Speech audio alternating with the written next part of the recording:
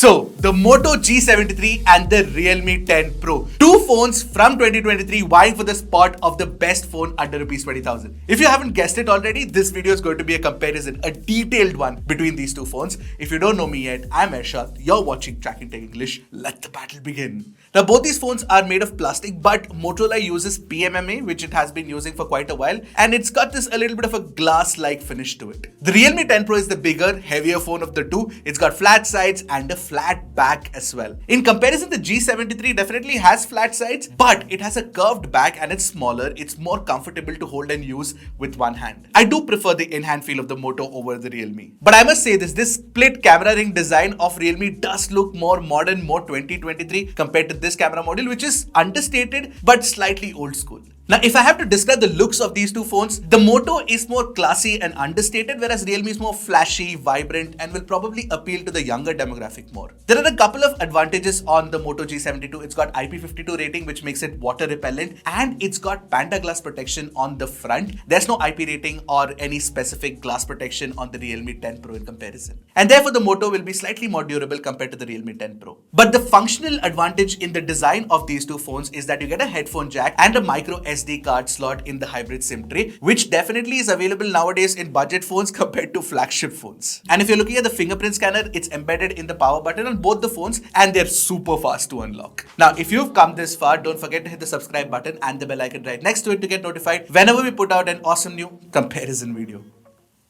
It keeps doing this. Now, both the G73 and the 10 Pro have stereo speaker setups with the earpiece working as the second speaker, but the G73 also adds Dolby Atmos on top of it. Now, I compared these two speaker setups side by side and it looks like Dolby Atmos is working because Motorola definitely offers a slightly more rich, more detailed sound. The 10 Pro does get loud, but it sounds hollow and not as detailed. Why don't you guys take a listen for yourself and let me know what you think?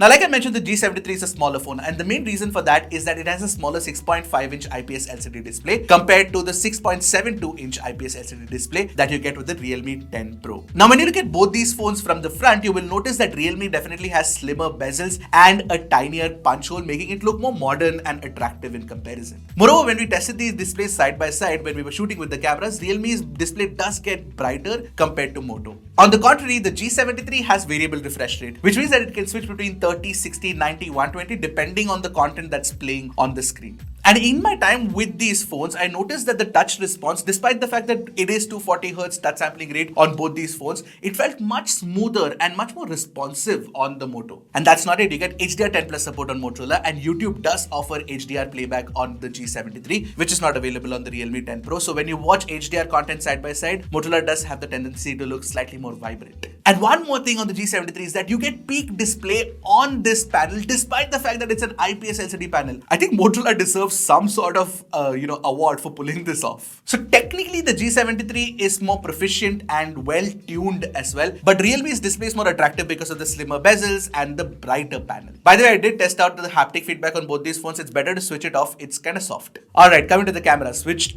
definitely surprised me on the G73. First things first, the setup itself is very good. You get a 50-megapixel primary camera and an 8-megapixel ultra-wide-angle camera, which also has autofocus, which means you can shoot macro photos with it. And Motorola says that this ultra-wide also does the job of a depth sensor. So basically, with two cameras, you get the function of 4. By the way, with this 50MP camera, the 12.5MP pixel bin shots have a pixel size of 2 microns. The larger pixel size means that we should expect better pictures in low light because the light taking capabilities will be better, but stay tuned for that. Now, starting off with the detail detection capabilities of these sensors, at 100% crop, I noticed that Motorola tends to over sharpen slightly. The finer textures look rather artificial because of this over sharpening effect, but otherwise the rest of the image looks pretty sharp. But if there's one area where Motorola just sucker punches Realme's algorithm, it is in color reproduction. This red card looks plain pink on Realme. That's quite a disgrace, I must tell you. Motorola's algorithm handles it much more gracefully out here.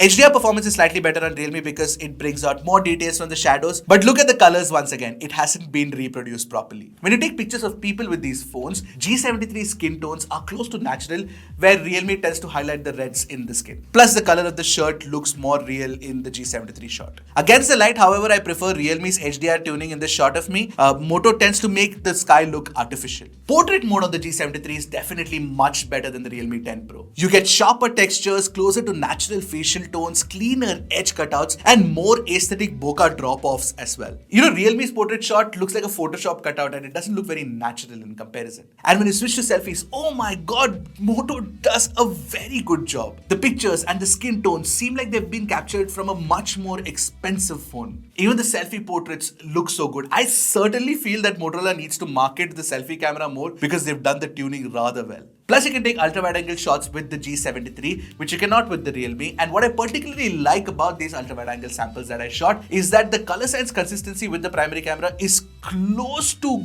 good. And with the autofocus ability of the ultra wide, you can also take macro shots, definitely better than any 2MP macro out there. Moving on to low light shots, like we expected, the low light performance is really good on Motorola. Just the highlight control looks so much better than the Realme 10 Pro. Plus, you get nice sharp textures too. Low-light selfies on the other hand look good on both, but it's a little too contrasty on the Moto, which could have been better controlled. In video recording, you can shoot up to 1080p 60fps videos on the G73, where Realme tops out at 1080p 30fps. And if you want to shoot 60fps, you have to actually bring down the resolution to 720p on the Realme. I mean, it's 2023. Why would any brand do that? Quality-wise, Motorola offers better dynamic range and sharper textures, where Realme's sound recording has more bass in it, and with Super Stabilizer on, you get slightly better stabilization but with loss of quality. That's something that you have to keep in mind. But the 1080p 30fps front camera video recording is better on Moto because of the near natural skin tones, better dynamic range, and the fact that it doesn't focus hunt as much as Realme does. But Realme does trump the Motorola in sound recording, so that's something that you have to keep in mind. Front camera video recording tops out at 1080p 30fps on both the phones. Front camera video recording tops out at 1080p 30fps on both the phones. Overall, if you're looking at one of these two phones for camera performance, I'd easily pick the Moto G73. Now, talking about performance, the Moto G73 comes with India's first Dimensity 930 system on chip, 8GB of LPDDR4X RAM, and 128GB of UMCP storage. The Realme 10 Pro, on the other hand, has Snapdragon 695, UFS 2.2 storage, and LPDDR4X RAM. The G73 performs slightly better than the 10 Pro in Antutu synthetic benchmark, and in read-write speeds especially, it's double that, almost double that of the Realme 10 Pro, which is very surprising to me. UMCP is much faster than UFS 2.2 looks like. You know, in daily usage, I could tell that Motorola was faster and smoother than the Realme 10 Pro. Furthermore, if you're talking about gaming performance, I think they're equally matched. You get a flat display, you get 240Hz touch sampling rate, and Call of Duty Mobile runs at high graphics and max frame rates on both. And these are mid-range processors, right? So they won't really stress for performance, and they don't really throttle that much either. But technically, if you look at it, Motorola takes a slight lead in performance, but the Realme 10 Pro is not too bad either. Both Realme and Motorola offer a 5000 mAh battery inside these phones, and the battery performance is largely similar. You can expect anywhere between 8 hours to 10 hours of screen on time depending on your usage. Mostly I'm talking about heavy usage. So about a day and a half of battery life is easily possible on these phones. Now when you look at charging speeds, you get 33 watt on Realme whereas 30 watt on Motorola, and it's largely similar. Because if Realme takes about 1 hour 5 minutes to 10 minutes to charge from 0 to 100,